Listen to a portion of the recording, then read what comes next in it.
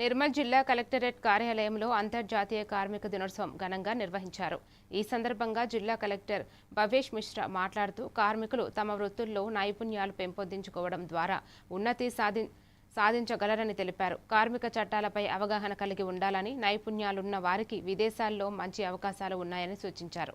ఈ సందర్భంగా కార్మిక శాఖ యాక్టివిటీస్ బుక్లెట్స్ ను ఆవిష్కరించి పలువురు కార్మికులను సత్కరించారు. కార్యక్రమంలో అదనపు కలెక్టర్, కార్మిక శాఖ అధికారులు, సిబ్బంది పాల్గొన్నారు.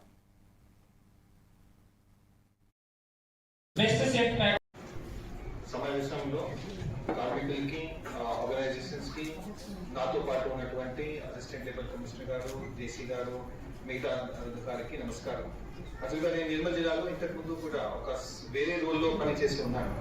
నేను 2021 సెకండ్ టైం నిర్మల్ జిల్లాకి రావడం జరిగింది.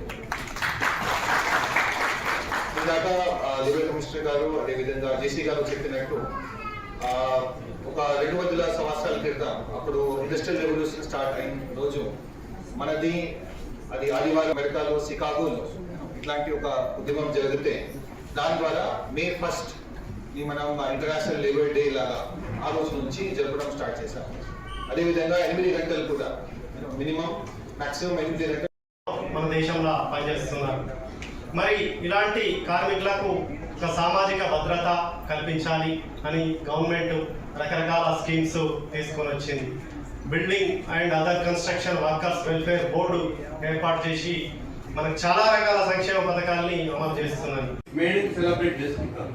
కాబట్టి మనం కూడా ఈరోజు శ్రామికుల యొక్క శ్రమను గౌరవిస్తూ వారికి సరైనటువంటి సామాజిక భద్రతలు ఇస్తూ మన రాజ్యాంగంలోనే మనకు సరైనటువంటి